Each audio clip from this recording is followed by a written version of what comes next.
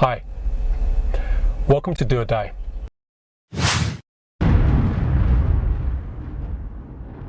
Today we'll be speaking to Pete, who is a local runner who runs for the same club as I. Pete has run over 50 marathons and ultra marathon in the space of 12 years. In that time, he has run 3 times 100-mile and 8 times 45-mile races. Pete has a personal best of 2 hours and 56 minutes in the marathon and has also run under 3 hours on several occasions for the marathon. In this interview today, we'll be looking at Pete's approach to training, ultra running, and how him and his wife began a business selling running apparel. So why, how, and when did you get into running? So I ran at school, I did a bit of cross country, and then took probably about a 10-year break.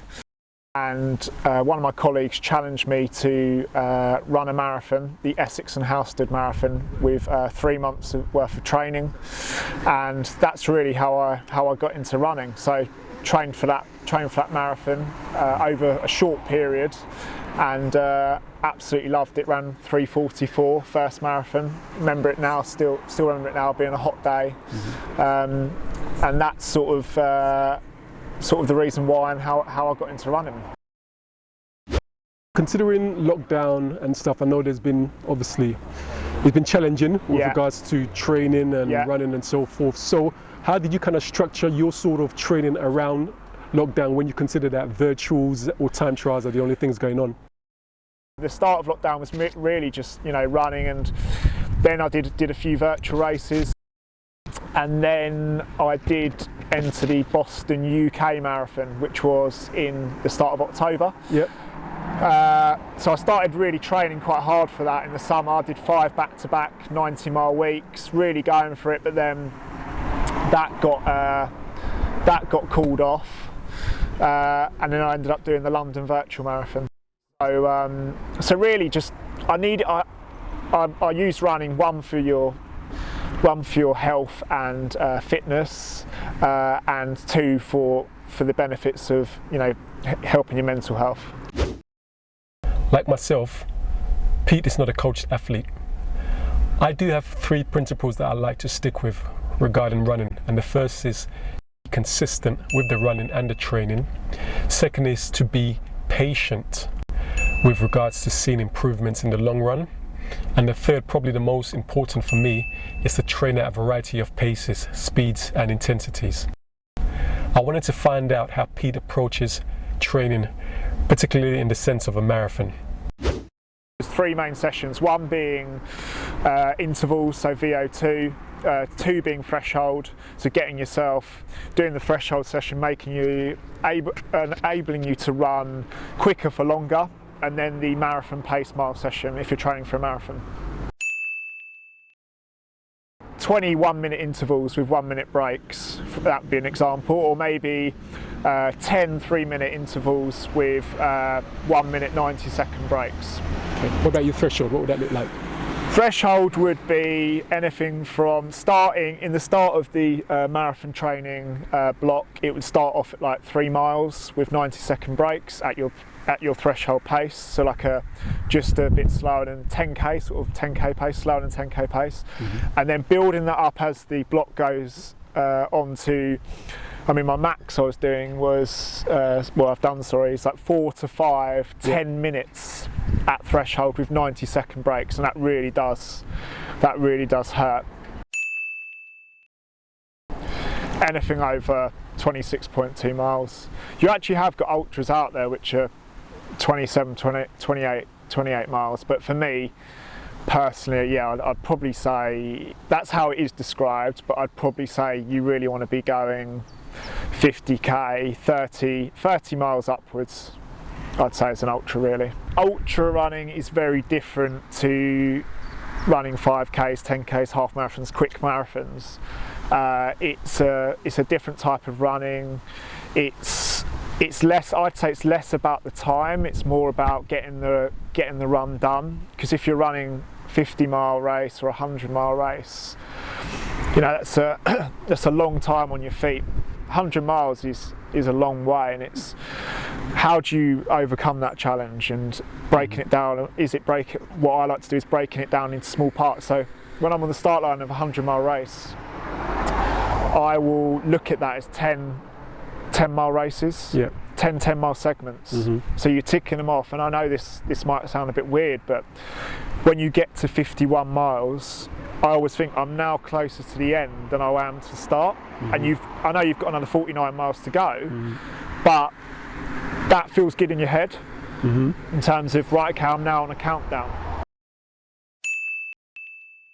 The best way I like to train for an ultra marathon is doing those back-to-back long runs. So going out on a Saturday, running 20 miles, and then on the Sunday trying to again run 15 to 20 miles again, because it's getting your body used to running on tired legs.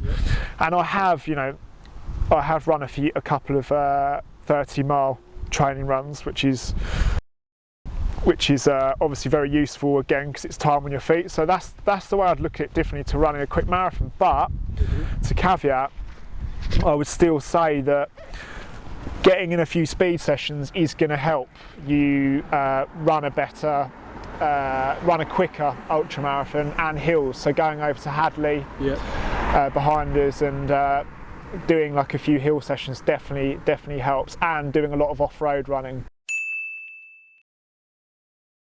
In an ultra, you have so many different like highs and lows. So you've got to just get through those lows, and you know that you can pick it up again. That's the weird thing about an ultra. So on that day, I was sick, I didn't feel good, but then had some food, got some food back in me. You do in ultras, you do a lot of walking, so walked for a bit, and the last 10-15 miles, I picked it up again. So it's just knowing in your head mentally that you're going to have some lows and getting through those lows. And it's a great thing ultra running, because as I said, you can have highs again after having many lows.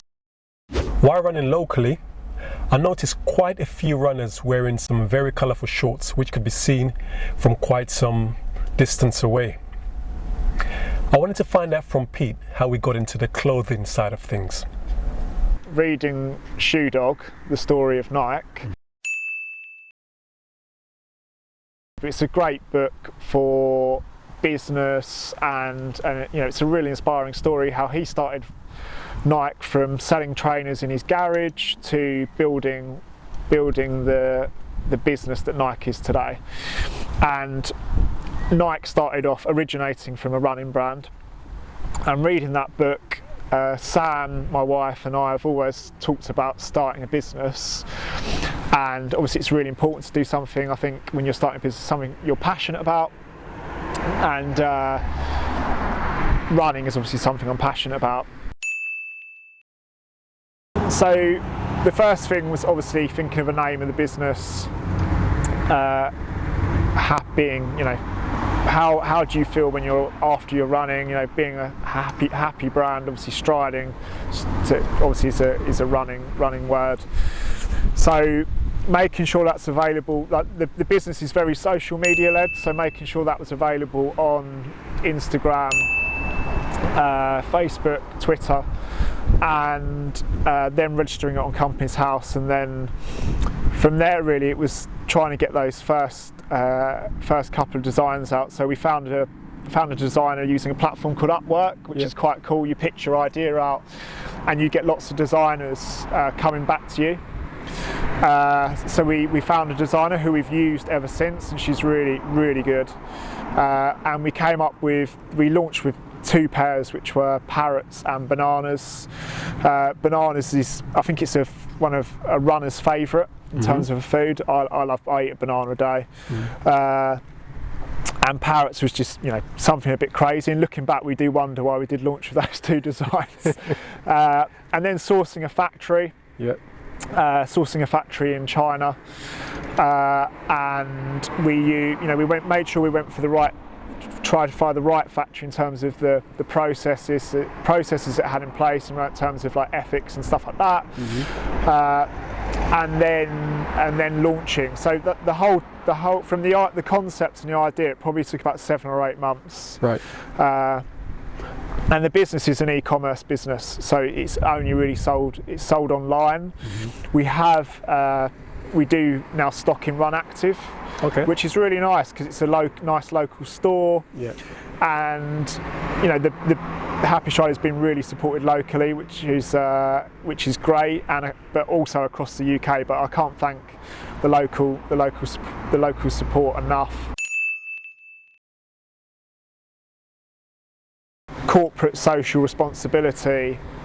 Ours is, we believe that running helps your mental health. So as a business, we're pledging from every short and pair of leggings, we donate £1 to a mental health charity, and every pair of socks is 50p. And it's coming up to 2 years in August since we started the business. The first 6 months to a year was it was a very small business, mainly bought by family and friends, and then we started getting a few randoms. But so we've worked with Mind the first year. We worked with My Black Dog, which is the charity. My Black Dog, which is the charity we worked with last year, which is through a guy called Eddie Temple Morris, who's a Virgin Radio DJ. And this year we're working with a charity called Young Minds, so supporting young people. So the reason, we feel like it's not just about selling a pair of shorts.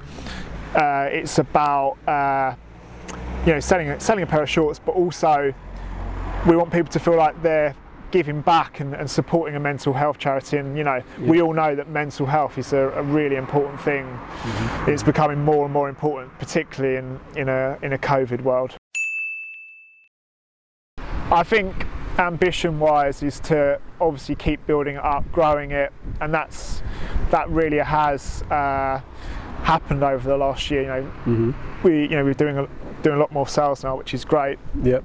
But building a large running community, it's not just about selling a pair of shorts. It's about inspiring people to go out and run. Yep. If you look at our Instagram, it's not just about posting pictures of people in the shorts, but it's also posting inspiring quotes. Yep. And inspiring people to get out there and be fit and giving back to mental health. So